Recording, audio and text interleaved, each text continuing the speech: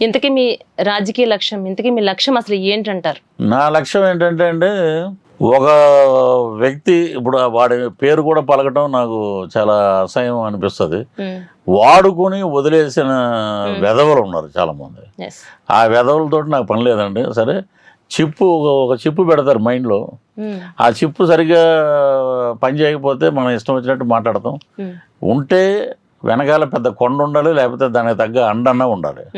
రెండూ లేవు నాకు. ఓన్లీ పృథ్వీరాజు ఉన్నాడు, పృథ్వీరాజు మాట్లాడే మాటలు ఉన్నాయి. సో నేనేం జెడ్పీటీసీ మెంబర్ కాదు, వార్డు కౌన్సిలర్ కూడా కాదు. సో నేనేంటంటే ఇక్కడ తప్పు జరుగుతుందండి, ఈ తప్పును మీరు ఎందుకు ఖండించరు? ఒక నాయకుడు అంటే కద్దరు బట్టలు వేసుకోవటం కాదు. కద్దరు బట్టలు వెనకాల ఉన్న నాయకుడు ఎలా ఉండాలంటే, తప్పు చేస్తే ఇద్దరిని కూర్చోబెట్టి మాట్లాడాలండి. అప్పుడే యువర్ ద లీడర్. ఏమీ లేకుండా ఏకపక్షాన కొమ్ము కాయటం అనేది తప్పు. ఒక ఉన్నతమైన స్థానంలో ఉండి రాజకీయ నాయకుడు ఏం చేయాలంటే, ఇరువైపుల న్యాయాన్ని చూసేవాడే నాయకుడు. అది మా పవన్ కళ్యాణ్లో ఉంది. అందుకని చెప్పి నేను ఆయన బాటలో వెళ్తున్నాను. నా లైఫ్ ఉన్నంత వరకు ఆయనతో పాటే ఉంటాను నేను. అసలు రాజకీయాల్లో అడుగు పెట్టేశారు, ఆల్రెడీ పెట్టారనే చెప్పాలి. అసలు ఏం చేద్దాం అనుకుంటున్నారు, అంటే ఏం అవుదాం అనుకుంటున్నారు? దాచిపెట్టుకోకుండా సూటిగా సమాధానం చెప్పండి. సూటిగానే చెప్తానండి. చెప్పండి. రాజకీయాల్లోకి ఎందుకు రావాలనుకున్నాం అంటే, నాకు యూనివర్సిటీ చదివినప్పటి నుంచి పాలిటిక్స్ మీద ఒక ఇంట్రెస్ట్ అండి. అది ఎక్కడ నాది పీడిఎస్, అప్పుడు ఏబీవీపీ ఇవన్నీ ఉండేవి ఆంధ్ర యూనివర్సిటీలో. దాంట్లో నేను జనరల్ సెక్రటరీగా పనిచేశాను, యూనివర్సిటీలో పనిచేశాను. సో వాళ్ళ భావాలని నాకు బాగా నచ్చినాయి. అప్పుడు కమ్యూనిస్ట్ భావాలు ఇవన్నీ.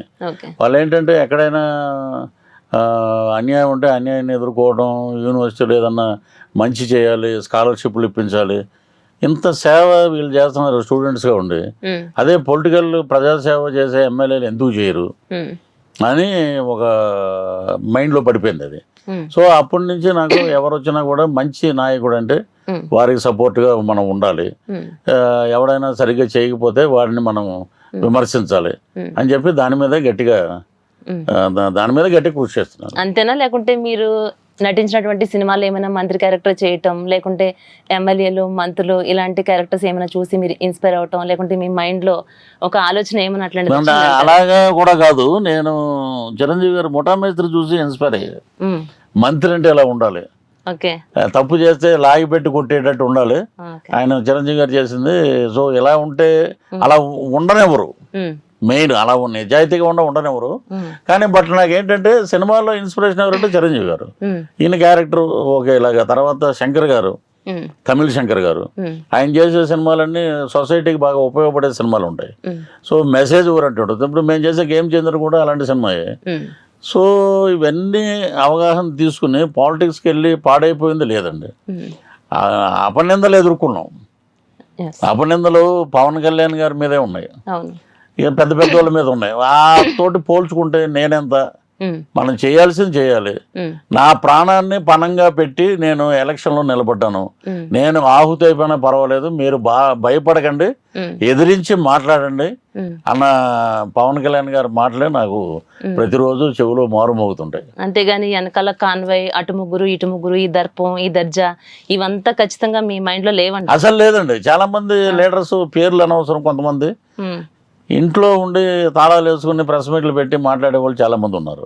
నేను అలాంటి కోవతులు లక్షలాది మంది జనాల్లో, వేల కొద్దీ ఉన్న జనాల్లో నాకు ఇచ్చిన ప్రజారథం మీద నేను పైన నిలబడి ఓపెన్గా మాట్లాడేవాడే పృథ్వీరాజ్ అండి. ఓపెన్గా మాట్లాడి గట్టిగా నేను రూలింగ్ గవర్నమెంట్, అప్పుడు తెలుగుదేశం గవర్నమెంట్ ఉండేది. అప్పుడు ప్రభుత్వ చర్యలు కొన్ని బాగాలేవు, దాని మీద ఎండగట్టి పాట కూడా పాడాను నేను. ఆ పాటే నేను ఎలక్షన్ల దాంట్లో కూడా ఉపయోగించాము.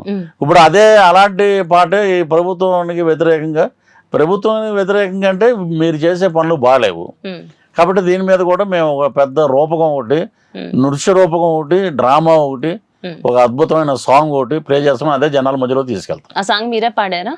నేనే పాడుతున్నానండి. అది ఇప్పుడు ట్రాక్ లో ఉంది. అది ఒక 2 లైన్స్ మాకోసం ఇంకా అప్పుడే రిలీజ్ చేయలేదండి. అది పవర్ స్టార్ సమక్షంలో దాన్ని ఆయన వినిపించాక బయట చెప్దాం అని చెప్పి ఆగనమాట.